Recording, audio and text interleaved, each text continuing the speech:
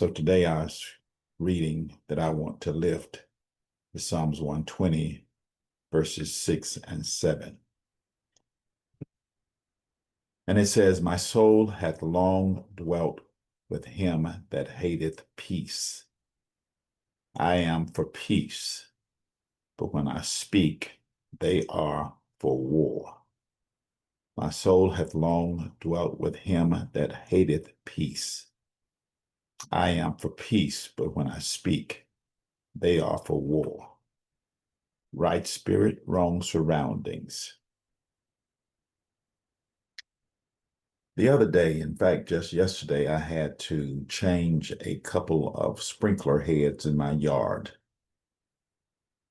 Those particular heads had been in the ground for over 20 years, as long as I've been in this house. They had served their purpose, but they had both gone bad. So I had to dig around them in order to get them out of the ground. And as I was digging, I noticed, of course, that there was mud all around the sprinkler heads. Now, it didn't surprise me, of course, that it was mud because anything buried that long is going to be surrounded by dirt and mud. But what I had to be careful about was this. I had to make sure that the mud didn't get into the opening.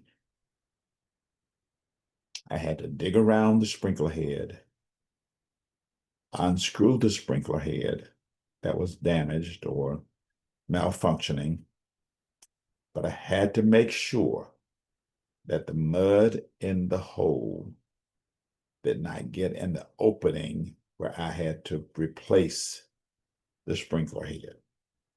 Because if the mud got into the system, it wouldn't just affect that one sprinkler head, it would contaminate, impact the entire sprinkler system. Again, these sprinkler heads have been surrounded by mud for 20 plus years. If I'm going to replace them, I've got to make sure that the mud that surrounds them does not get into the opening, because if the mud gets in the opening, it can cause problems. David says here in this psalm, My soul hath long dwelt with him that hateth peace. I am for peace, but when I speak peace, they are for war. So the psalmist is describing a reality that many of us know all too well. He's saying, I've been in the wrong environment for a long time. And here's the tension. My spirit is right, but my surroundings are wrong. And that can so easily happen in all of our lives. We can have the right spirit and be in the wrong surroundings. And we have to be very intentional, very deliberate, that we don't let the surroundings we're in get inside of us. We have to make sure that what we're in does not get in us. There are a few things that I can grasp out of this as I'm reading it. One is you can be in the wrong environment for a long time. David says, My soul hath long dwelt. That word long suggests duration. It's not just a moment. It's not just a visit that he's made. This is a season that he has been in for a long time. And some of us have been working in environments like this. We've been living in environments like this. We've been dealing with people like this. And it's been for a long time. And just like that sprinkler head, it had been sitting in that mud for years. You can be planted in a place where everything around you is not aligned with who you are.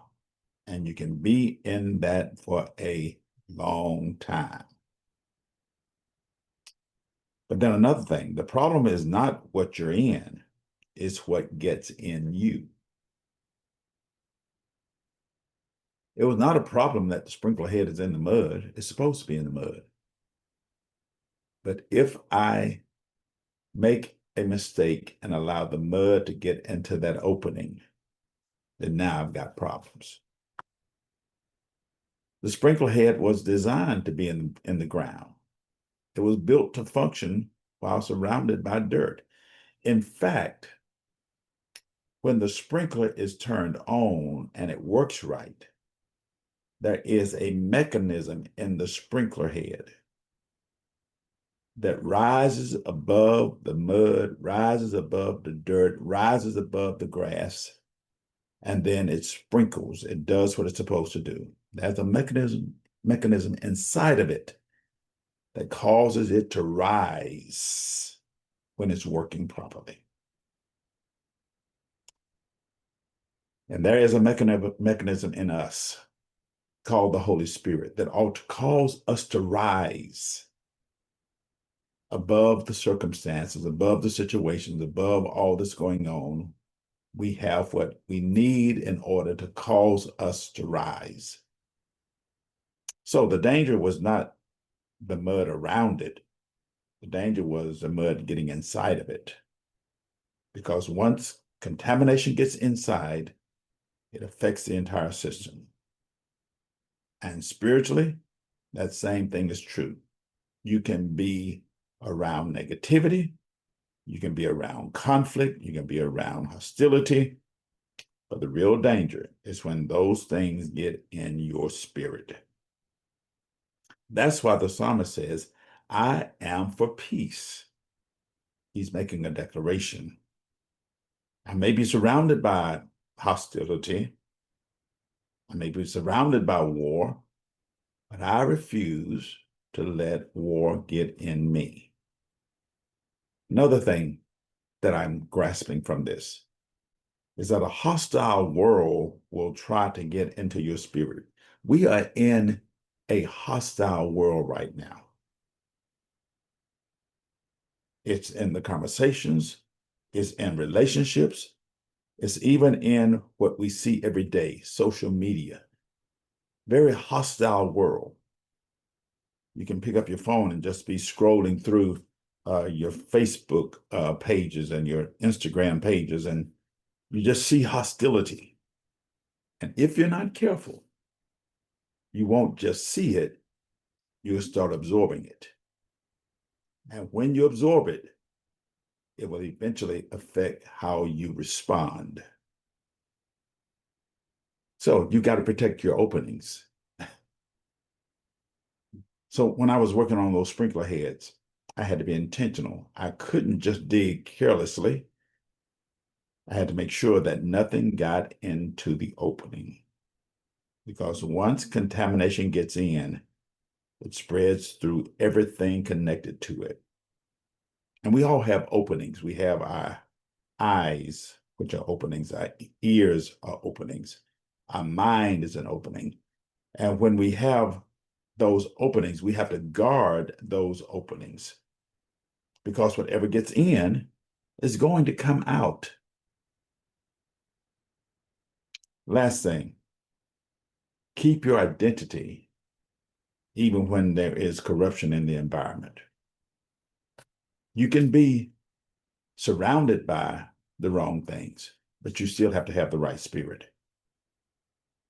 The psalmist does say, I am for peace. It's not just his behavior, it's his identity. I am for peace. He says, this is who I am. I'm not a man of war. I'm not a man of violence. I'm not a person of conflict and confusion. I am for peace. And I've got to learn how that if that's who I am, I've got to have the right spirit, even when I'm in the wrong surroundings. And that word is for somebody here today that is listening on this call, because you think that the surroundings are the problem. And it can be, but just don't let what's in the surroundings become what's in your spirit.